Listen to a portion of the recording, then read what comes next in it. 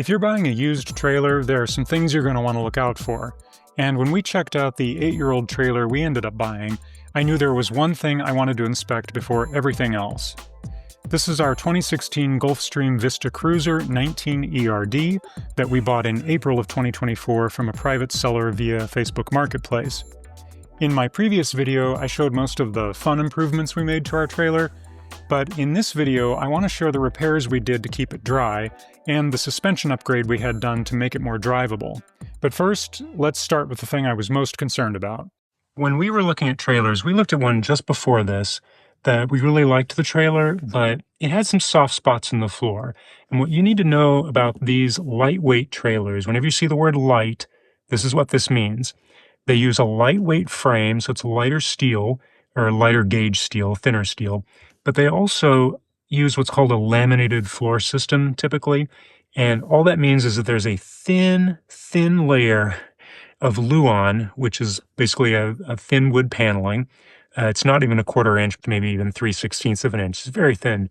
There's a layer of that, and then there's about 2 inches of styrofoam, and it's the white crumbly styrofoam that coolers are made out of. And then there's another thin layer of Luan on top. And then over that is this vinyl sheet flooring typically. And in the trailer we looked at, there were soft spots where there had been either water damage or too much weight or force had been applied and the Luan had failed. And once that Luan cracks or deteriorates from water damage, forget about it. It's going to immediately start causing the styrofoam to give way because as you push down on the styrofoam, it's just going to start breaking apart. And so you develop all of these soft spots. So the first thing we did when we looked at this trailer is I came in and I walked all around the floor to see if I could find any soft spots. And fortunately, I did not find any. So we knew that at least that was good. The second thing we looked at, or really smelled for, was the smell of the trailer. If we had smelled any mildew or musty smell, we were probably going to walk away. If you're looking at a used trailer, one of the first things you're going to want to do is look for any signs of water damage or water intrusion. And I really encourage you to get up on the roof and look at the seals.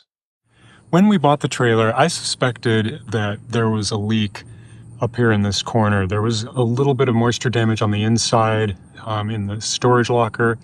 And sure enough, just a couple weeks later, it rained during our very first overnight trip in the trailer. It dripped on me here. But that was actually a good thing because it helped us figure out where the water was coming from. Inside this compartment. And where it was headed to. And then it's running down here. You can see down here that it had already caused a little bit of water damage to this wood. So I'll try to quickly explain how these corner seals work. There's this rubber membrane that sits in here. And if you peel it open, you can see that there are screws that hold in this metal corner bead, I'd call it, that kind of wraps around. It essentially holds the sidewall of the trailer to the roof and to the sides. And incidentally, the roof on this trailer is a one-piece that goes all the way from front to back. I ended up having to remove this entire corner bead, which is essentially the back third of the trailer. The joint is about there. And so I removed that entire corner bead and I cleaned up the caulk and the old butyl sealant. I installed new butyl tape, reinstalled the corner bead, and then recalked it. And knock wood, we haven't had any more water coming in at that corner, which is great. And out of an abundance of caution, I decided to reseal all 3 corner seals on the rest of the trailer. But instead of using butyl tape for the remaining seals, I decided to use this Dicor corner seal tape, which I'll link to in the description. It's designed specifically to work with these RV corner seals, and it is a real challenge to work with because it sticks to everything, but it works incredibly well, and the only downside is you can see it sticking out from underneath the corner seal in some places.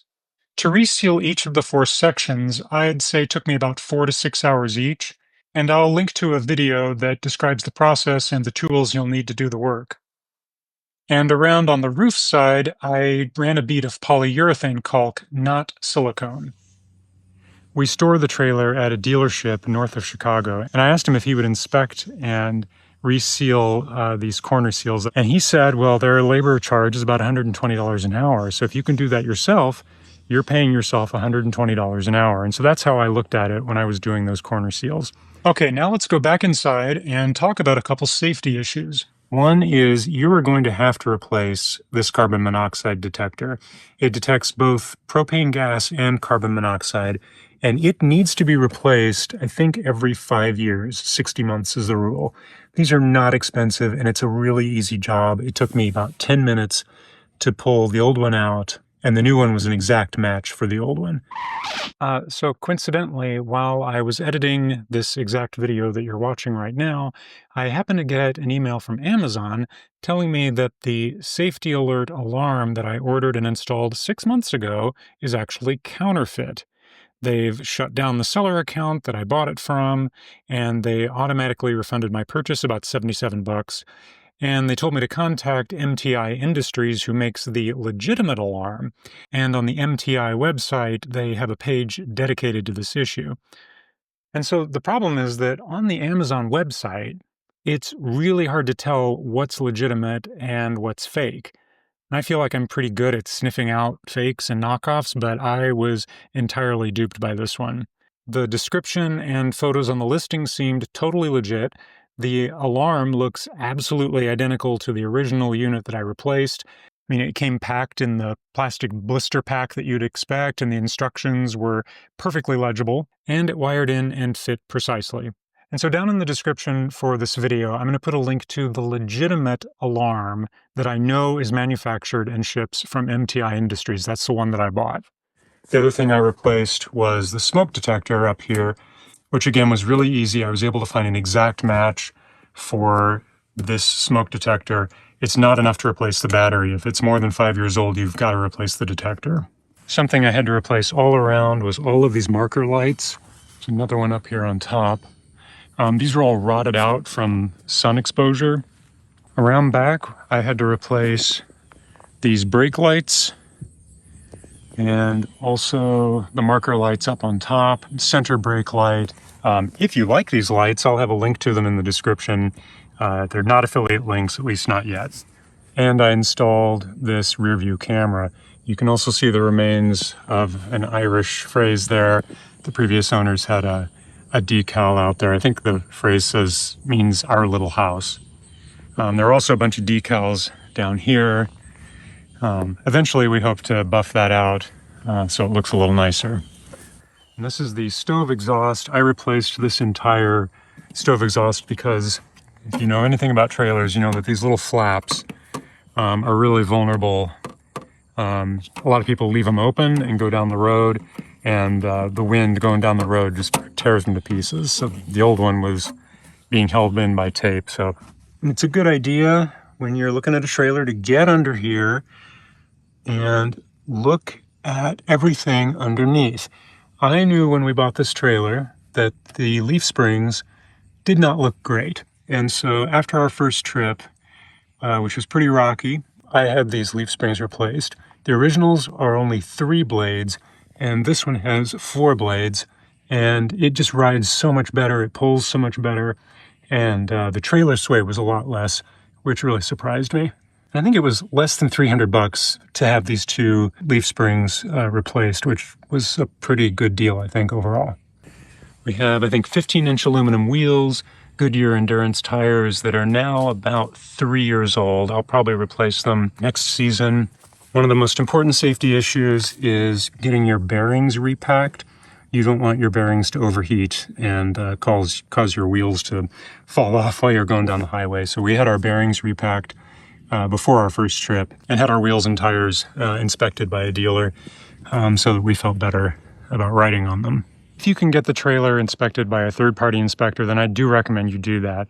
The cheapest one that we could find in the Chicago area was over $500, and we decided that that just wasn't worth it. But I also felt like I had done enough reading and enough YouTube video watching to know what to look out for.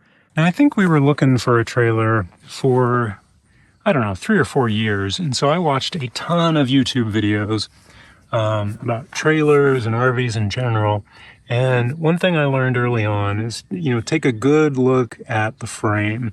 This area at the front of a trailer, the A-frame area, can be particularly vulnerable to being bent. A lot of these lightweight trailers use lighter weight steel, and if you push it a little too much, if you go off-roading or you have an over-aggressive weight distribution hitch, it can actually bend that A-frame.